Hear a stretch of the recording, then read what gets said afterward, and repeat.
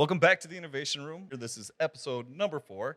So in our last episode, we talked about mergers and acquisitions as one of the trends that was, going strong 2019, slowed down in 2020, and is looking to go strong again in 2021 and kind of bounce back pretty quick. And in this episode, we're going to be talking about pop-up shops because this is also a trend that's been building. Kind of slowed down in 2020. I thought it would be a little more prevalent than it is. It's still being used, but I feel it's going to come back pretty hard in 2021. Well, we're in a similar situation right now as what we were back in 2008, 9, the retail catastrophe years when the economy crashed, right? And that's when pop-up shops started becoming more prevalent. They started popping up more. Yeah.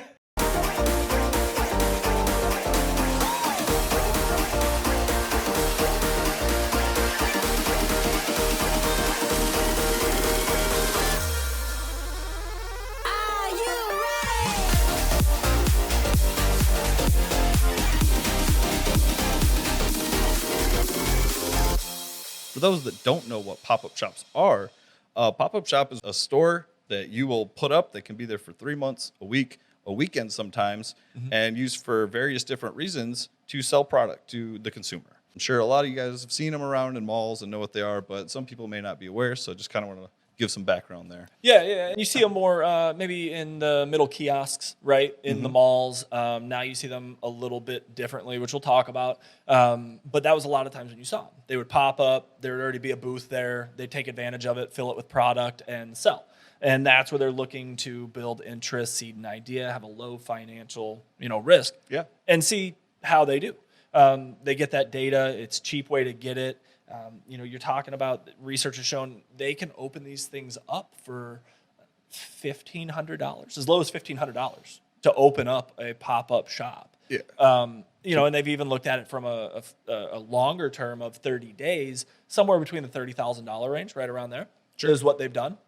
And that's kind of been the average for these. And I think the benefit a company gets from it is huge. But for me, it's always been more of a seasonal niche for seasonal companies. So farmers markets, right? I consider those pop-ups. You've got Halloween. You've got Christmas shops that pop up. And that's happening a lot right now. Tis the season. Oh, yeah, we're almost there. Yeah, tis the season for all of that. You see Spirit Halloween's popping up everywhere. Yeah. Taking advantage of short-term operation, low financial risk, but getting in, getting out, and then not having to stay open all year long, getting those long-term leases. So traditionally, these were better used for a product like Halloween costumes. People buy Halloween costumes maybe 30 to 60 days out of the year. Some of those, pre-planners that go all out with their Halloween costume. Right. But for the most part, that item is bought in 1 month of the year. So why would you have a store selling these year round? Yep. And people are looking more for specialty stores to get out of these big box retailers. A lot of people don't even support big box retail all the time. Right. So they don't want to just go to Walmart and get that costume because they know they'll be stocked. So these stores were looked at as for, an item that's only sold once a year, or like you were saying with the farmers markets, certain fruits are only grown, or they're in season for a certain time of the year, certain vegetables in season. And you're getting fresher stuff, right? Or bigger stuff. You talk about fireworks shops, same type of pop-up, right? You see that, and you get the bigger boom. You can go to those normal retailers. You can get the standard, just mass-produced everything, or you can go get something different. Yes. And have more options. And that's what these pop-up shops, to me, have been historically. Now, I have seen in the past, and I don't get out and shop that much. I stay out of malls unless it's Christmas time. I don't want to do it. Yeah. And it's not that I'm not personable. I just don't like that jam-packed environment. But you have seen some retail spaces get taken up by more pop-up shops that may be retail or something not as seasonal as I called it, that seasonal niche of Christmas, Halloween, 4th of July. Yeah. What do you know about that, and what does that look like right now? Because I feel like that's growing. It is growing. It's been a trend now for a few years, the pop-up shop, moving away from that seasonal product to more of a unique product or a personalized product for the shopper, as we've seen the retail experience turn more towards that personalized shopping experience. This is a low-cost, more efficient way to do so. Presently, there are a few different reasons why we may see some more pop-up shops. We have companies that are consolidating or liquidating some of their locations. They can use pop-up shops to deplete inventory in more popular regions where their clothes or their products sell at a higher rate. They can partner with these malls who may have some of their normal shops or vendors that have gone out of business or moved out of their mall for cost reasons, whatever that may be. They now have these empty spaces that they can fill, and they can fill them for these short periods of time until our economy is back to where people are, more comfortable in signing a year lease, signing a 2-year lease, something like that. Yeah, now, I don't know the data on it, and I've always been curious, and I don't know if you do either. But from my perspective, as online presence becomes more, as dealing with the current economic situation that we have, and seeing a lot of order online, pick up in store, or just order online. I mean, people are becoming more and more comfortable with that type of purchase. Yeah. And the retailers, or whatever they may be, the businesses have become more accommodating with free shipping or free returns on items that they may not like or want. So I'm curious, do you see that trend continuing? And do you see these pop-up stores becoming more and more frequent as some of these larger retail spaces open within interior malls and exterior malls? Because the upfront money to do a full 1, 2, 3 year long lease is not worth it. Yeah. For 6 months out of the year. We're seeing a lot of the economic toll or economic changes actually taking effect, where people are looking for things that are recession proof. We have small amounts of data on what a grocery store in your mall does to your overall, I don't know, I guess your overall income that you bring in, or anything to do with how well the mall is doing. Right. A lot of malls you wouldn't see grocery stores in, but during 2020, we saw some malls thriving and killing their competitors, for lack of a better word, just because they had a grocery store and people wanted to do one-stop shop because we're trying to stay inside, we're trying to stay out of public places. Right. I read an article about somewhere, I believe it was Arizona, there were 2 malls.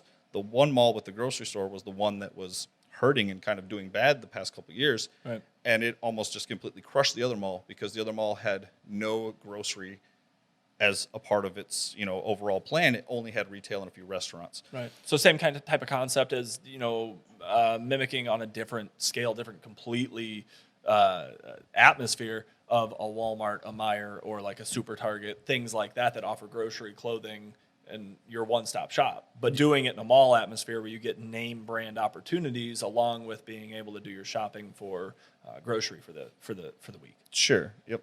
And there are many other reasons that the pop-up shops will continue to do well in 2021, and I believe come back as we see some brands kind of dipping out or having to get rid of some of their stores. We see the other brands that are doing well, the Nikes and the Adidases of the world, that are always going to continue to do well. Right. Now they can gain more market share than they already had in places where they may have had little brand equity or not as much brand equity. And they can use these pop-up shops to test these markets to see what sells best in these areas, what products are best, and then they can move forward that way with their plan. But retail had also, as I said earlier, been going towards that personalized experience and the uniqueness of the items. A lot of your boutique style retailers, I believe what Francesca's was one of the larger national brands that you could go into their store and they may have a shirt that they're only literally like 30 made or 60 made. People really enjoy that because it feels like they're getting something special, which they are really, because there's 60 in the world. Right. How often are you going to run into somebody who has the same shirt? Yeah. Which gives it that unique feel that people are looking for. Yeah. Or if I go pick up a polo from really any brand, a guy's polo, every guy has 15 different polos in their closet, and they're all different colors. They really all look the same. Maybe your buttons are different. So you lose that uniqueness. And a lot of the younger generations, too, really look for that way to set themselves apart using these limited things. This, I believe, started a lot with online special drops, limited drops. Shoe brands, shirt brands, startups and stuff like that used to use these as a way to immediately deplete inventory in a single day. They would do an online drop of a product, and it would be limited to 500, and it would be available for 48 hours. Right. And almost every time it would sell out in like 12 hours because you're causing demand by decreasing your supply, which doesn't always work the way you want it to work, especially if your product isn't what you want it to be. But if you have, good marketing, advertising, that brand building, that's going to work every single time. And these pop-up shops can do the same. You can open up for a weekend downtown Chicago, release the brand new Air Jordans, and maybe change the color of them. We have 400 that are this color. Right. We're going to release the rest of the public in the thousands of this other color. If you want these, come here. Right. This is where they'll be. And they're going to sell out instantly. Yeah. Now I'm excited to see with a lot of these retail spaces open right now with the closures, bankruptcies, what have you. You're going to see in the future here, real soon, some of these pop-up stores really establishing themselves, some of these brands establishing themselves as more permanent retailers. That natural turnover of retailers is happening, and there's going to be more permanent brands that come out of this. Oh, yeah. So it'll be interesting to see with these pop-ups, as it always is, but more now than ever, because I think there's so much retail space open that it'll be interesting to see who really solidifies and makes a big name for themselves and become a more permanent fixture in these spots. It's exciting. Yeah. Who's trendy? Who blows up? Yeah. Yep. Happens overnight. We've seen it 100 times on YouTube or with a musician. Yeah. It's the same with retail and a lot of these products. Yeah. So I guess if we're gonna leave the listeners with some things that they can do moving forward or some advice, from a brand and rebranding perspective, what are your tips there on what are the benefits brand wise to a pop-up shop? Yeah, so brand wise, if we're talking, if we're going more industry specific with signage right now, which is what we're in, it's timing. I mean, like with a lot of things, but it's also having the plan in place, knowing where you're going, what situation you're in, knowing the landlord you're dealing with, what the expectations are and criteria. Because when it comes to an exterior branding, there's a couple different ways you can do it.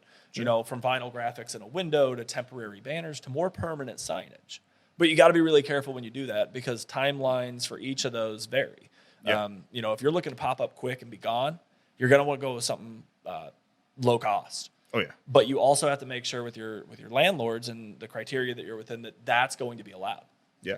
Some of them lease signing. Yeah, we've had it recently to where you get into a last minute situation, you're run, and all of a sudden you find out that this landlord is going to require you to do more permanent illuminated signage, and that's going to take 7 to 8 weeks. Yeah. Versus a banner or window graphics that we could have up in 5, 6, 7 days. Yeah. Which is really what a lot of these quick pop-ups are looking for. It's gonna hurt your whole game plan with the pop-up there, If your whole game plan is low financial risk, you have to have that lined up. That way you can have that cheap temporary, just signage that works. And a lot of those times when you do that, if you're using exterior signage that's temporary, you can then take it to other pop-up stores or store it away and use it again. Yeah. If it's properly taken care of. So yeah, definitely. So that is I think the biggest benefit of all these, that low cost and the quickness it can be done. Like you're saying, a 6-week turn time for permanent illuminated signage through manufacturing, through shipping, through permitting, all that stuff, whatever it may be, shrunk to 5 days, 3 days maybe. Yeah. And, it can be manufactured or printed if it's a vinyl or a banner and probably installed that next morning or that day. Yeah. And you can be in operation and getting rid of everything you need to be getting rid of. Yeah, you're talking a $500 to $2,000 spend versus a $8,000 to $20,000 spend. So really just pre-planning that, knowing what you're getting, and making sure that it's what you want to portray as well, because the brand is still important, and you don't want it to look cheap. Definitely, yeah.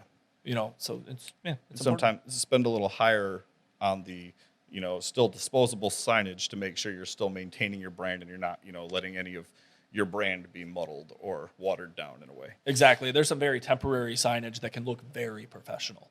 If it's done by the right people, if it's made by the right people, and it can last you 1, 2, 3 different uses. If you're using it seasonally and it's in a controlled environment, you get the right company, they'll know what to do.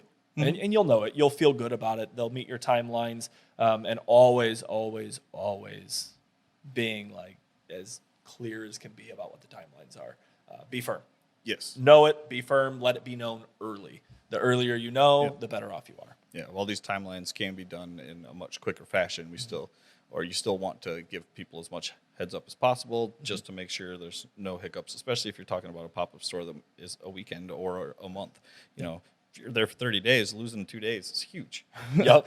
So, those are very, very good points and tips. And I think, we pretty much covered everything we wanted to cover on pop-up shops, kind of a little history of how they started and where they're moving now. I think there's a lot of opportunity, especially with, those personalized products for your audience and your customers.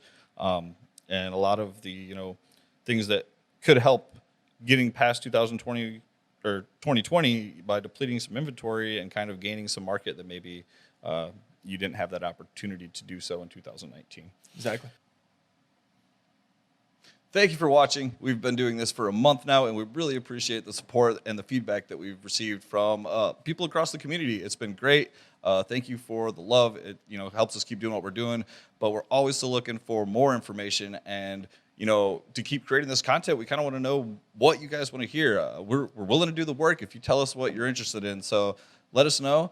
And I hope you've been enjoying the episodes. We can't wait to see you the next time. Make sure you hit the subscribe and like button down low. Hit the notification bell so you can get notified every time we release new content and stay up on industry topics. Exactly.